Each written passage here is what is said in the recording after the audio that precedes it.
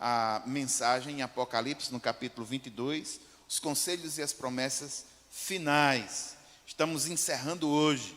Irmãos, o céu é mais do que o nosso destino. O céu deve ser para nós a nossa motivação. E o conhecimento que nós temos em nós, de que nós vamos morar no céu, deve mudar a nossa vida aqui e agora. Foi isso que aconteceu, irmãos, com os heróis da fé. Os heróis da fé, eles tinham uma perspectiva de vida muito fantástica. Eles viviam os seus momentos, mas sempre com um olhar na vida futura. Por incrível que pareça, existem algumas coisas nos textos bíblicos que nós passamos despercebido. E eu gostaria de mostrar para você nessa noite. Você tiver com sua Bíblia aí, você pode abrir, por exemplo, no livro de Hebreus, no capítulo 11, que é o chamado a Galeria dos Heróis da Fé. No capítulo 11, a partir do versículo 8, falando sobre Abraão, o texto diz que pela fé, Abraão, quando chamado, obedeceu e dirigiu-se a um lugar que mais tarde receberia como herança, embora não soubesse para onde estava indo. Pela fé, peregrinou na terra prometida, como se estivesse em terra estranha. Viveu em tendas, bem como Isaque e Jacó, co-herdeiros da mesma promessa, pois ele esperava a cidade que tem alicerces e cujo arquiteto e edificador é Deus. Por incrível que pareça, essa é uma realidade que às vezes passa despercebido numa leitura superficial do texto bíblico, mas aqui na Galeria dos Heróis da Fé, nós temos o exemplo de Abraão, que vivia a sua vida na perspectiva, nos valores do porvir, quando ele estaria face a face com o Senhor. E essa é a ideia, irmãos. Quando nós temos a nossa vida pautada na motivação do céu, as nossas atitudes, o nosso viver não é atacado pela mediocridade. Nós conseguimos viver de forma significativa. E neste sentido, irmãos, eu gostaria de passear com os irmãos hoje no texto de Apocalipse, no capítulo 22, a partir do versículo 6, encerrando este livro. E o texto, ele diz o seguinte, Apocalipse, capítulo 22, a partir do versículo 6, ele diz o seguinte: o anjo me disse, estas palavras são dignas de confiança e verdadeiras. O Senhor, o Deus dos espíritos dos profetas, enviou o seu anjo para mostrar aos seus servos as coisas que em breve hão de acontecer. Eis que venho em breve. Feliz é aquele que guarda as palavras da profecia desse livro.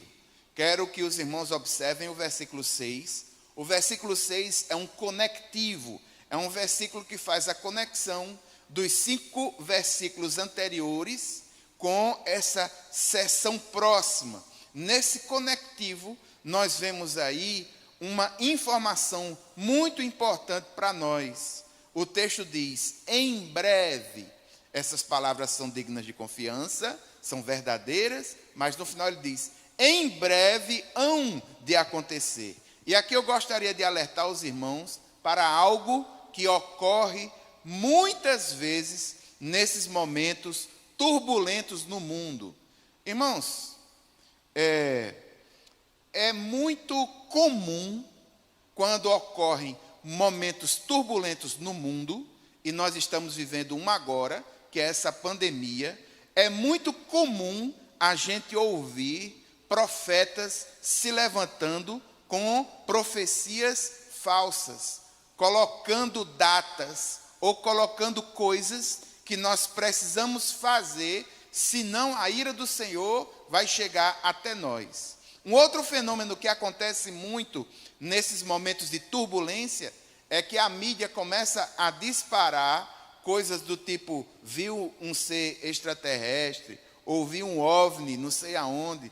Pelo menos eu que tenho acompanhado muito as informações, aqui e ali na internet, em uma dessas redes sociais, tenho visto uma aparente reportagem falando de que a NASA liberou os arquivos que tinham extraterrestres fazendo isso, naves esquisitas voando em tal lugar.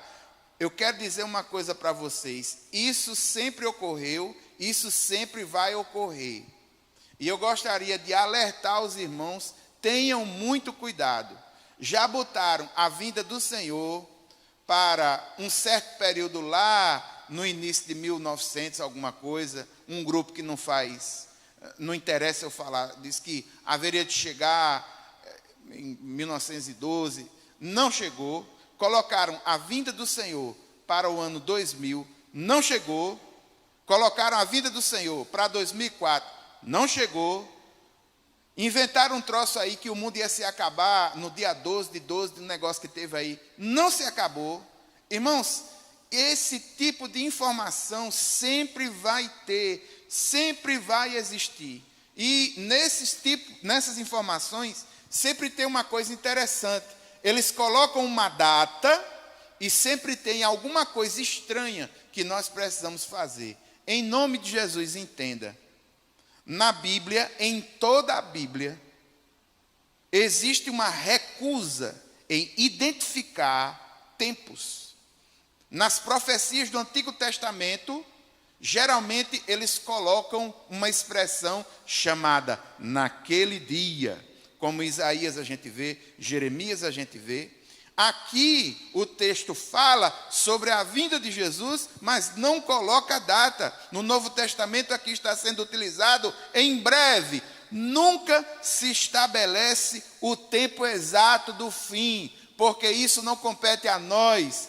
Isso não será alcançado por nenhum estudioso, teólogo, filósofo, por ninguém na terra vai falar com precisão quando Jesus vai vir. Isso é uma prerrogativa do Pai. Ele sabe quando essas coisas ocorrerão. O texto nos mostra, através de uma figura de linguagem aí, uma ideia que nós precisamos estar sempre preparados. Essas coisas ocorrerão em breve. Breve quando? Em breve. Eis que venho em breve, o próprio Jesus diz. Feliz é aquele que guarda as palavras desta profecia, a palavra da profecia desse livro. Assim como em Mateus 24, aqui nós vemos claramente que o fim de tudo, todas as coisas, está diretamente relacionada com a vinda de Jesus. Segue o texto, versículos 8 e 9. O próprio João agora começa a relatar. E ele diz: eu, João, sou aquele que ouviu e viu estas coisas. Tendo-as ouvido e visto, caí aos pés do anjo que me mostrou tudo aquilo para adorá-lo. Mas ele me disse: não faça isso. Eu sou servo como você e como seus irmãos, os profetas, e como os que guardam as palavras desse livro. Adore a Deus. Irmãos, nesse texto, João se coloca como testemunha. Por quê? Porque ele diz que ouviu, viu. Isso faz dele uma testemunha. E quando ele ouve, vê coisas maravilhosas, ele faz uma coisa que é muito natural, me parece, do ser humano. Pelo menos é isso que Paulo fala na carta aos Romanos, no capítulo 1. A grande e forte tendência de adorar a criatura ao invés do Criador. Aqui, quando João vê toda essa maravilha, quando João vê tudo aquilo, ele se prostra para adorar o anjo. E o próprio anjo diz a ele: não faça isso. Eu sou como você, como seus irmãos, como os profetas que guardam essa palavra. Não devo ser adorado. Adore a Deus. É uma fortíssima propensão que o homem tem para adorar a criatura ao invés do Criador.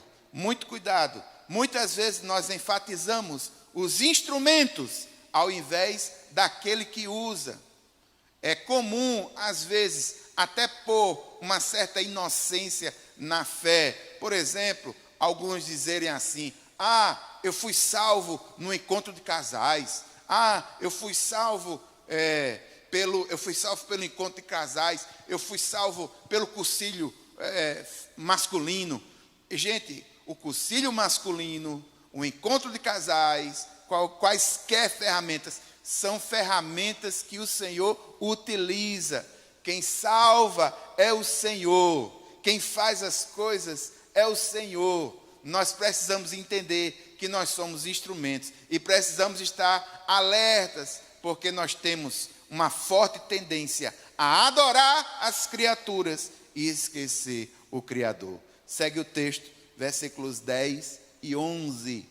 Então me disse: não cele as palavras da profecia deste livro, pois o tempo está próximo. Versículo 11. Continue o injusto a praticar injustiça, continue o imundo na imundícia, continue o justo a praticar justiça e continue o santo a santificar-se. Os versículos 10 e 11 são muito interessantes. No versículo 10, ele diz: não cele. A ideia, irmãos, é baseada no texto de Daniel, no capítulo 12. O profeta Daniel, ele recebeu coisas maravilhosas do Senhor, mas no registro, o próprio Deus diz: cele, com a atitude de que tudo aquilo que ele havia recebido não poderia ser facilmente divulgado. Mas aqui, ao contrário, o Senhor diz: não cele. Diferente das orientações dadas a Daniel, João deve divulgar as palavras da profecia deste livro, o que ele fez, já que as 7 igrejas, no início dessa carta, no início de Apocalipse, receberam as informações. Essa carta foi registrada, nós estamos lendo hoje, e o motivo da divulgação é colocado aí, é a iminência dos acontecimentos. A gente já viu breve 2 vezes, e aqui no versículo 10, o tempo está próximo, mas o tempo nunca é delineado com precisão. Que coisa fantástica. No versículo 11, continue. Irmãos, a iminência do fim de tudo, de todas as coisas, e as características desse fim são mais fáceis de serem compreendidas à luz da moralidade das pessoas do que propriamente à luz de fatos e da cronologia. Posso provar aos irmãos aquilo que eu estou dizendo. Se você puder ir na sua casa, abra sua Bíblia em 2 Timóteo, no capítulo 3. 2 Timóteo, no capítulo 3, a partir do versículo 1, o texto diz assim: saiba disso, nos últimos dias sobrevirão tempos difíceis.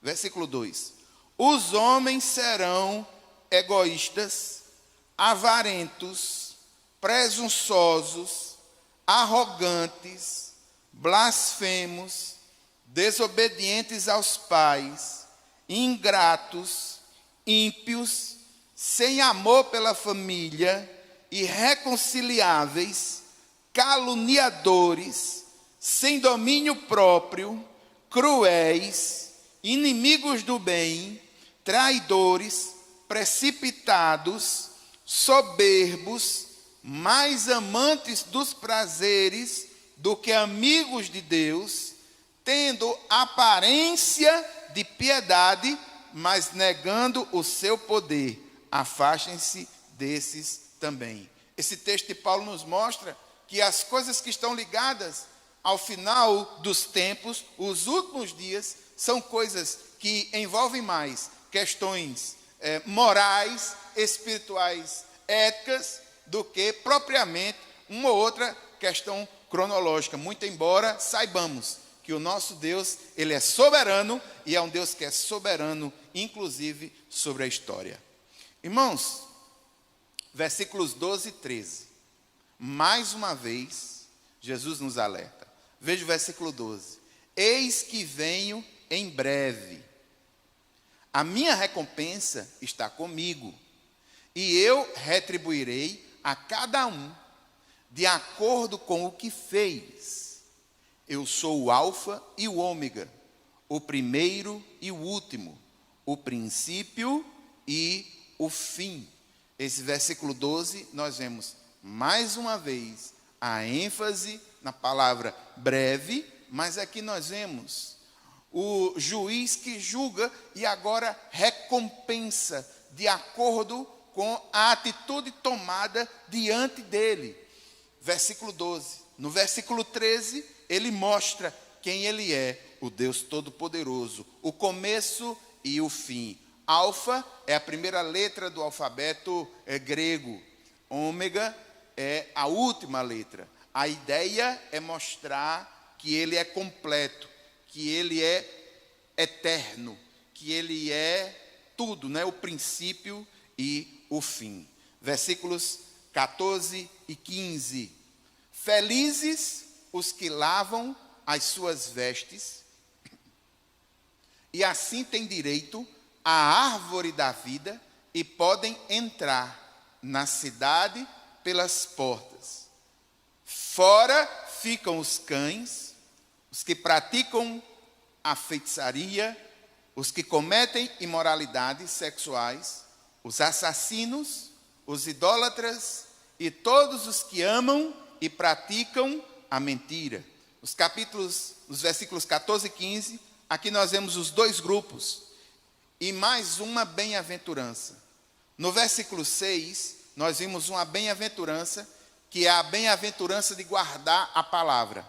Aqui no versículo 14, mais uma bem-aventurança, o texto diz felizes, mas algumas Bíblias colocam como bem-aventurado, e a bem-aventurança aí, a sétima e última bem-aventurança do texto de Apocalipse, diz respeito ao acesso à árvore da vida, ou seja, o acesso à plenitude da vida encontrada na presença de Deus, encontrada na submissão a Deus. Este acesso é para os que estiverem de vestes lavadas, que é apresentado como ato contínuo. O verbo, na língua original, está no presente. É uma referência ao próprio texto de Apocalipse, no capítulo 7, no versículo 14, quando fala do sangue do Cordeiro, e que também implica, irmãos, na recusa da identificação com os valores e as exigências da besta. Entenda que aqui nós temos dois grupos: aqueles que foram selados pelo próprio Deus, selados com o Espírito Santo, selados pelo sangue do Cordeiro, e o segundo grupo, no versículo 15, aqueles que vão ficar de fora. Esse texto dos que vão ficar de fora, nós já vimos com mais detalhes na quarta-feira próxima passada. Aqui ele traz apenas alguns, só para lembrar que existem esses dois grupos. O primeiro grupo é aquele que tem acesso, é o vencedor, tem direito à árvore da vida, vai entrar pela porta, ou seja, é figura de dignidade, ele entra pela porta, ele não é nenhum invasor. Quem é esse? Aquele que é lavado no sangue de Jesus. No versículo 16, nós vemos o Senhor, mais uma vez, falando conosco e dizendo: eu, Jesus, enviei o meu anjo para dar a vocês este testemunho concernente às igrejas. Qual o testemunho? Eu sou a raiz e o descendente de Davi, e a resplandecente estrela da manhã. Versículo 16. Irmãos, essa é a identificação de Jesus. Jesus se identifica como a raiz, a geração de Davi e a estrela da manhã. A ideia é de conotação messiânica. Jesus era o Messias esperado, e nesse sentido nós entendemos claramente que Jesus é cumprimento das palavras que haviam sido preditas pelos profetas no Antigo Testamento. E a primeira referência no que tange essa questão da estrela e de Jesus, como essa descendência, está lá também em Isaías. A segunda, às vezes, até em números a gente pode ter essa ideia. Mas aqui, irmãos, eu quero mostrar também, no livro de Isaías, havia um conceito de estrela da manhã ligado a um rei terreno. Lá é a falsa estrela da manhã. Aqui em Apocalipse é a verdadeira chamada estrela da manhã, o Senhor Jesus. Ou seja, Jesus é aquele que nos dá a prova cabal de que as profecias são cumpridas. Deus é fiel, o que Ele fala, Ele cumpre. Versículo 17, um maravilhoso convite. Olha que coisa fantástica. O Espírito e a noiva dizem, vem. E todo aquele que ouvir, diga, vem. Quem tiver sede, venha. E quem quiser, beba de graça da água da vida. Meu irmão, deve estar no coração de todo crente o anseio, o anelo para que o Senhor Jesus volte. O texto diz que o Espírito Santo e a igreja, a noiva, dizem, vem. Esse vem é vem, Senhor Jesus. Esse vem está ligado ao reino, o desejo de que Cristo volte, o vem. Está relacionado com a atitude humana de ir ao seu encontro. Perceba, o Espírito, a igreja, dizem, vem, Senhor Jesus. Todos os que ouvem essa mensagem, esse texto, as profecias, que percebem o Evangelho, esse que ouve também diz, vem, Senhor Jesus. E aqui o convite, que importa na atitude humana, quem tiver sede, venha. Ou seja, é como o desejo de que Cristo volte, diretamente relacionada com a atitude humana de ir ao seu encontro. A vinda do reino de Deus, na volta de Cristo, irmãos, implica em uma vida que naturalmente vai ao encontro do reino e o expressa e manifesta aqui e agora. Versículos 18 e 19. Declaro a todos os que ouvem as palavras da profecia deste livro. Se alguém lhe acrescentar algo, Deus acrescentará as pragas descritas neste livro. Se alguém tirar alguma palavra deste livro da profecia, Deus tirará dele a sua parte na árvore da vida e na cidade santa que são descritas neste livro. Irmãos, os versículos 18 e 19 são um alerta para nós, um alerta para que nós guardemos a palavra de Deus de forma íntegra, sem perda nem distorção. Um dos grandes problemas que hoje em dia nós vivemos é que muitas vezes esse evangelho ele é pregado, ou é pregado às pessoas acrescentando alguma coisa a ele, ou é pregado às pessoas retirando dele coisas fundamentais. O pastor Hernandes Dias Lopes, ele escreveu algo fantástico. Por exemplo, pessoas que retiram. Existe um movimento chamado liberalismo teológico, que aplicou algumas metodologias, algumas técnicas de interpretação de texto no modelo secular aos textos bíblicos, através da alta crítica, transformando o texto bíblico em um texto humanista comum, retirando da Bíblia tudo aquilo que é milagroso, retirando da Bíblia tudo aquilo que é expressão transcendental de fé.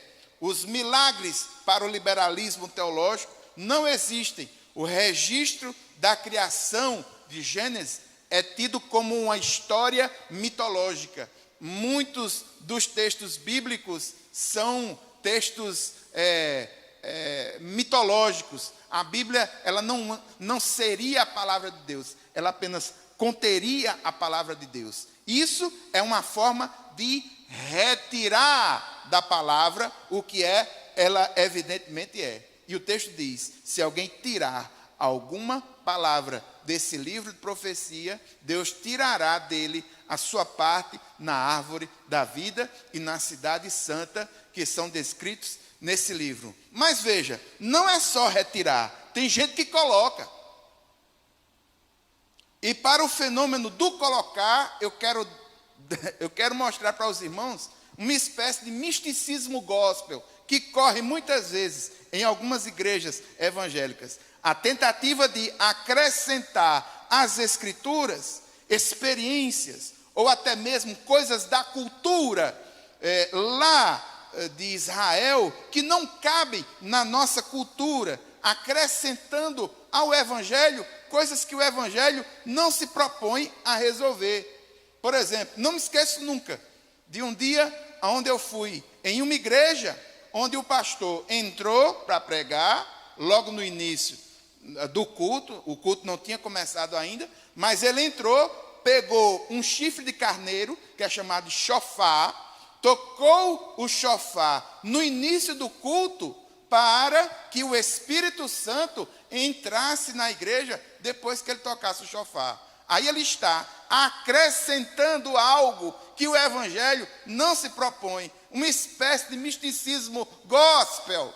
E aqui e ali a gente vê algumas igrejas adotando alguns desses misticismos, coisas que o evangelho não se propõe a, ou seja, de acordo com o versículo 18, estão acrescentando, enchendo o evangelho de penduricalhos, de coisas a fazer. Evangelho é vida, é libertação. Dele não devemos nem acrescentar, nem tirar. E é aí onde o texto nos mostra que precisamos ter muito cuidado. Irmãos, encerrando Apocalipse, versículos 20 e 21. Aquele que dá testemunho dessas coisas diz: sim, venho em breve. Amém. Vem, Senhor Jesus. A graça do Senhor Jesus seja com todos. Amém. Irmãos, o penúltimo versículo de um texto que praticamente encerra todos os textos bíblicos tem duas coisas: uma promessa e uma oração. Em primeiro lugar, a promessa.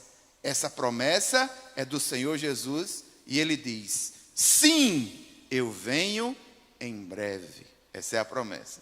E a última oração é uma oração que diz: amém, vem, Senhor Jesus. O fim do Apocalipse, por consequência, o fim dos textos bíblicos, é uma bendição, tanto a experiência de João e seus leitores, quanto a nossa, é a do atual reinado de Cristo, porque ele já está assentado no trono. Mas lembre-se, ainda existe uma grande Babilônia que vai ruir. Mas, irmãos, essa experiência, à espera do cumprimento pleno do reino de Deus na volta de Cristo, exige uma atitude nossa. Essa atitude é esperança, perseverança e obras, para tanto que a graça do Senhor Jesus Cristo esteja com todos. Quando eu falo obras, são obras frutos do relacionamento que nós temos com Deus em Cristo Jesus, que é pela graça. A fé sem obras é morta, mas a salvação não é obtida pelas obras. As obras são uma evidência. Quero mostrar para os irmãos 3 grandes verdades espirituais que o texto de Apocalipse nos dá hoje. E que são, digamos assim, são orientações para nós. Do mesmo jeito que Paulo encerra 1 Tessalonicenses, no capítulo 5, dando dicas práticas. Faça isso, faça aquilo, não extinga o espírito, ore sem cessar, parará, parará, parará. Aqui nós podemos ter também algumas dicas práticas. Primeira dica prática, irmãos: guarde a palavra do Senhor. No capítulo 22 que nós lemos agora, no versículo 6, diz que a palavra do Senhor é digna de confiança e ela é verdadeira. Por que a palavra é verdadeira? Porque o nosso Deus é um Deus verdadeiro. Jesus Cristo é o caminho, a verdade, a vida. E o Espírito Santo é o Espírito da verdade. Esse Espírito que no registro inspirou, e o Senhor revela-se, e esse Espírito que ilumina essas verdades em nosso coração. É digna de confiança. Ao invés de a gente colocar a nossa cabeça nas fake news, das mentiras de Satanás, nós precisamos colocar a nossa cabeça na palavra de Deus, que é verdadeira, é digna de confiança. No versículo 7, na parte B, diz que bem-aventurado é aquele que guarda as palavras do Senhor. Guardar, irmãos, é como o salmista fez. O salmista diz: guardei a tua palavra no meu coração para não pecar contra ti. Não é pegar a Bíblia e guardar dentro da gaveta, nem pegar a Bíblia e guardar no estante. É pegar aquelas palavras e colocar no coração, fazer com que essas palavras sejam vividas, sejam discernidas, sejam meditadas, guardar de forma ampla. Esse texto, a mensagem de Apocalipse, é uma mensagem forte, genuína, uma mensagem que vem de Deus, veio por meio do anjo, veio para a igreja.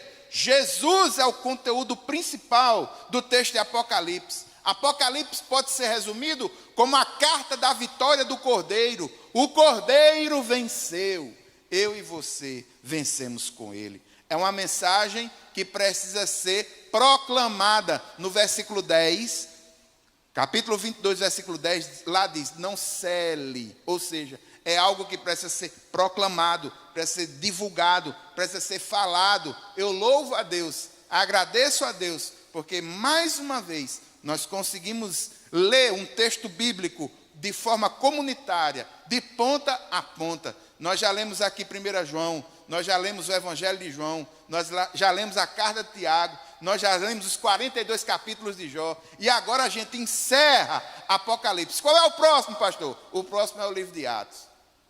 E estamos agora com a nova série, terminando Apocalipse, nós vamos ver agora o livro de Atos. Aqui nós vemos uma mensagem que é proclamada, e é uma mensagem que tem que ser mantida na íntegra. O Evangelho, Apocalipse, os textos da palavra do Senhor são coisas que nós não podemos retirar nada e também não podemos acrescentar nada. Pregue a palavra, fale da palavra, viva a palavra. Segunda coisa, anele pela vinda de Jesus. Entenda, se você está vivo espiritualmente falando, esse anseio, esse desejo, essa fé, essa esperança de que o Senhor volte, precisa estar muito acesa no seu coração. Se não estiver, meu irmão, é necessário que você medite novamente nas suas prioridades. Veja o que é que você está fazendo com a sua vida. Eu, particularmente, não vejo graça nenhuma nessa Babilônia, nesse mundo velho que nós estamos vivendo agora. Para mim, ficando cada vez mais difícil. Não me identifico em aspecto nenhum dele. O texto de Timóteo que a gente leu no capítulo 3, os versículos 1 a 4, aquilo ali mostra a ruindade do ser humano para os últimos tempos. Nós estamos vivendo isso, irmãos. Violência urbana, violência doméstica, as pessoas amando mais ao dinheiro do que o ser humano. Gente que num momento difícil desse, ainda intenta em roubar os outros, sacrificar os outros. Empresários que estão extorquindo colocando os seus produtos de uma forma cara, governantes que ainda se mantêm na corrupção. Meu Deus, é algo que a gente fica de não acreditar. Meu Deus, só o Senhor é quem pode dar um fim nisso. Se prepare para o grande dia do Senhor. Se anele no seu coração por esse grande dia. A vinda do Senhor, irmãos, no versículo 7 e em vários outros versículos, nos diz que Ele vai vir em breve. Ele vai executar a sua justiça. Ele é o cumprimento das profecias. Quando a gente olha para os textos bíblicos, que olha para trás, vê que o Senhor cumpriu todas as profecias. O penúltimo texto da Bíblia tem uma promessa: eu venho. Essa promessa é o que está faltando, mas entenda, Ele haverá de cumprir. O Espírito Santo diz, a noiva, que é a igreja, deve dizer, deve clamar: vem, Senhor Jesus. É a última promessa e deve ser a nossa última oração. Não é à toa, irmãos, que Jesus, quando está ensinando os discípulos a orar, venha o teu reino, é uma das sentenças que Ele fala, é uma das sentenças que Ele diz. No último, se prepare para o grande dia do Senhor. Jesus, Ele não vai vir mais nos moldes, na formatação como Ele veio na crucificação, como um cordeiro mudo, foi levado para o matador. Não, a situação é diferente. Ele agora, quando vir, Ele virá como um juiz. Ele vem credenciado, o alfa, o ômega, o princípio, o fim. A obra de Jesus é a nossa salvação. Irmãos, só tem acesso à árvore da vida aquele que foi lavado no sangue do Cordeiro. Aqui não cabe menção de denominação desta ou daquela. O céu não tem bairro, não tem classe alta nem classe baixa. Nós temos lá um povo que foi remido, foi lavado pelo sangue de Jesus. E também nós vemos algo fantástico. Nós vemos que quando chegar o julgamento, quando o julgamento chegar, não vai ter como mudar. Você não vai ter condições de chegar diante de Deus e dizer assim: ah, Senhor, eu não sabia. Ah, Senhor, não tem jeito de mudar. Não.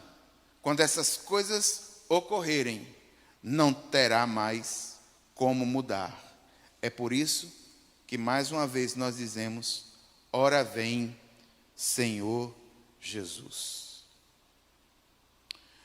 Irmãos, eu gostaria de orar. Chegou mais pedidos de oração aqui para nós. Hoje cabe nós orarmos pela nossa vida espiritual, para que essa fé, esse anelo, esse desejo da vinda do Senhor esteja aquecida nos nossos corações.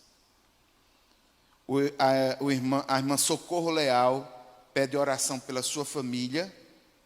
Barbosa Júnior gostaria de pedir oração por um colega de trabalho. Antônio Carlos, ele está com câncer e haverá de fazer uma cirurgia amanhã. Madalena Alves pede pela mãe de um amigo que está na UTI com Covid. Irmã Guia, Maria da Guia, pede oração pela saúde mental dos que estão confinados. É muito difícil, é verdade, irmã Guia. Concordo plenamente com a senhora. Kessia Medeiros, ela pede oração por sua família e Cristiane, né? Raimundinho, pede oração pelos bancários que enfrentam muitas pessoas para o recebimento dos benefícios, principalmente os benefícios da Caixa Econômica. Essas coisas estão acontecendo agora, filas enormes, né? Nós vamos orar por isso também. Irmão Josano Nascimento pede por sua nora Júlia, que está com suspeita de corona, ela é enfermeira. Sandra Teixeira pede oração para que Jesus possa confortar sua tia no Rio de Janeiro cujo tio morreu ontem. Irmã Jacilda Ramalho pede oração, e gratidão a Deus, porque até aqui o Senhor tem ajudado. Obrigado, Senhor, pela tua fidelidade na vida da irmã Jacilda, e ela dá testemunho. A irmã Regina Lima pede oração pelas famílias enlutadas por causa do Covid, em especial sua amiga Odineia, que perdeu o pai hoje. E a Laíde Marina, do PGM Ágape, pede oração de agradecimento pelo casal Sérgio e Ivanice, 25 anos de casado. Eu vou aqui consultar os universitários, fazer uma pergunta.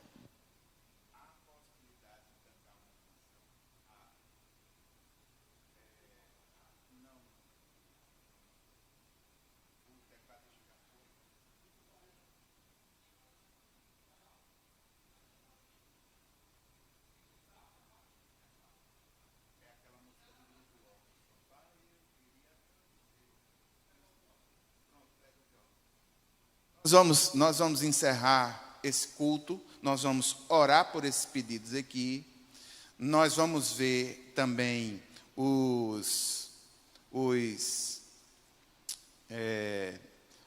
avisos, da Igreja Evangélica Batista. Aqui nós temos, inclusive, alguns avisos na parte de financeira. Irmãos, nesse mês agora, só foi atingido 70% do nosso orçamento. Gostaria de dizer aos irmãos disso, da nossa preocupação. Nós vamos orar nesse sentido. Se você puder colocar as informações, por exemplo, sobre a questão da quarentena. A Quarentena Sem Fome é um projeto que está sendo movido pela juventude da igreja. E tem sido uma bênção. Várias famílias têm sido abençoadas por esse projeto. Existem 2 modelos de feira, e você pode fazer um depósito na conta que está aparecendo aí. Coloque as vírgulas, os centavos aí, de acordo com o que está aí, para que haja uma distinção. Nós também queremos colocar para os irmãos dessa necessidade. A igreja não está parada, ela está funcionando. Ela está articulando, e nós vamos orar pelas finanças da igreja, vamos orar, aí nós temos as atividades online, tem os cultos online, no domingo, na quarta-feira, todos os dias, ao meio-dia, no perfil da IEB, nós estamos orando, juntamente com os irmãos. E o aconselhamento pastoral online, você entra em contato aí, faz o seu agendamento e você pode ser atendido com certeza. A igreja somos todos nós. E as informações bancárias, para que você possa contribuir com essa grande obra. Nós vamos orar por essa questão, nós vamos orar pelos motivos que chegaram até aqui. E, inclusive, tem o vídeo do ofertório. Você pode soltar o vídeo do ofertório agora?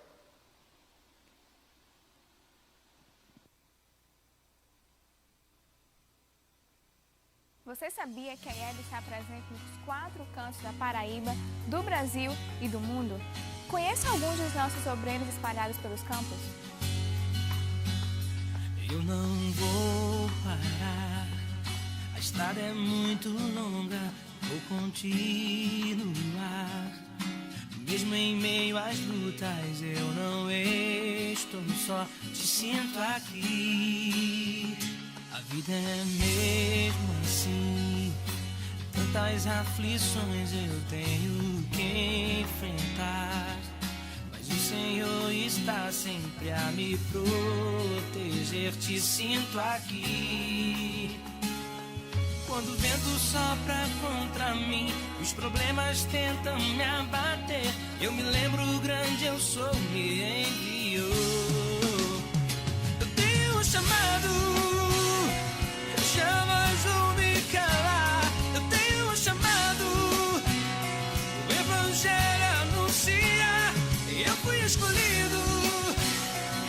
No ventre da minha mãe eu sei que Deus não abre mão de mim, não.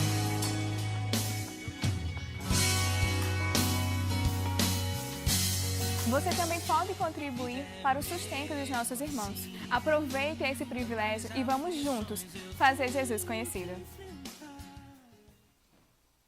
Amém, louvado seja o nome do Senhor. Vamos orar agora. Irmãos, eu gostaria de pedir oração também pelos meus pais. Meu pai, ele está com uma febre, está com algumas dores na garganta. Minha irmã foi para lá agora no finalzinho da tarde, para a noite, para ver o que está acontecendo. Estão com eles lá.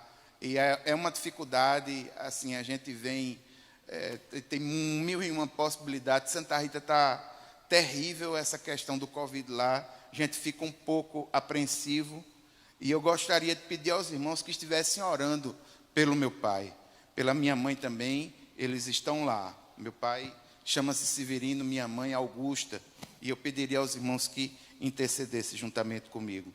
Quero em viva voz agradecer ao grupo de louvor que esteve aqui comigo, pessoal da comunicação, pessoal ali na sonorização. Deus abençoe vocês, sempre prestativos. A gente faz o que pode fazer. Então, louvado seja o nome do Senhor. Nós vamos orar. E em seguida, vamos encerrar o culto. Vamos orar. Pai eterno e santo, Deus poderoso, nesse momento, Senhor, antes de qualquer coisa, nós queremos te pedir, Pai, que o Senhor aqueça o nosso coração, Senhor. Que o Senhor aqueça o nosso coração para a tua vinda. Que nós possamos ter uma visão de mundo que seja mais divina, mais vinda do alto, ansiando que o Senhor venha nos buscar. Que essa chama nos nossos corações possa estar acesa. Pai eterno e santo, nesse momento, Senhor, eu te peço que o Senhor nos ajude na nossa saúde emocional e espiritual em momentos tão difíceis como esse que nós estamos vivendo agora. Pai eterno, eu clamo, Senhor, juntamente com a irmã Socorro, ela que clama pela sua família. Pai, Barbosa Júnior, que nos orienta aqui, oremos, Senhor, por Antônio Carlos, que está com câncer e haverá de fazer amanhã a cirurgia. Sê com ele, Senhor, e que essa cirurgia, Pai, possa ocorrer bem, dar tudo certo. Pai, Madalena nos conta que um amigo está na UTI com um Covid. Senhor, Maria da Guia nos mostra que é difícil viver esses momentos e que o Senhor nos ajude a que nós possamos manter a nossa saúde espiritual e emocional. A irmã Kessia pede pela sua família, o irmão Raimundo pede pelos bancários. E de fato, Senhor, em nome de Jesus, ajuda aqueles bancários, sobretudo daqueles bancos que estão fazendo o pagamento dos benefícios. As filas são muito grandes, existe às vezes possibilidade de contágio. Meu Pai, guarda a cada um nesses bancos. Pai, a irmã Josane ora, pede pela sua nora, irmã Sandra Teixeira, para que haja conforto na sua tia, e o tio morreu ontem. Meu Deus, tenha misericórdia, mais uma família enlutada. Pai, em nome de Jesus, nós queremos colocar nas tuas mãos Oldineia, que perdeu o pai hoje. E gratidão temos também, Senhor. Gratidão a ti, pela tua fidelidade. E gratidão pelo casal Sérgio e Vanice, 25 anos de casado. Coloco nas tuas mãos, Pai, os meus pais. Eu te peço, meu Deus, no nome de Jesus, que toda essa situação seja resolvida, Senhor, para a honra e glória do teu nome. Pai, restaura o meu pai, que está com febre, que está com dores no corpo, com dor na garganta. Pai, restaura a saúde da minha mãe, que está um pouco abatidinha. Meu Deus, usa, Senhor, como instrumento, minha irmã que está ali com eles. Dá sensibilidade, Pai, unção do alto, sabedoria para resolver os problemas. Pai eterno e santo, Deus poderoso, todas essas causas nós colocamos nas tuas mãos. Clamamos, Senhor, pelas finanças da nossa igreja. Pai, foram atingidos apenas 70% do orçamento. Meu Deus, meu Pai, em nome de Jesus, nos ajuda, Senhor, que nós possamos atingir todo o orçamento e que as contas elas possam ser pagas, que o teu nome seja honrado nesse sentido também. Meu Deus, meu Pai, leva-nos em paz para casa. Pai, toma conta de cada um de nós. É assim, Senhor, que oramos no nome de Jesus. Amém, amém. A graça do Senhor Jesus Cristo, o amor de Deus, a comunhão e as consolações do Espírito Santo seja sobre cada um de nós, hoje e sempre. Amém, amém. Queridos, Deus abençoe a todos vocês. Graça e paz, Deus abençoe você que nos acompanhou pela internet. Deus abençoe.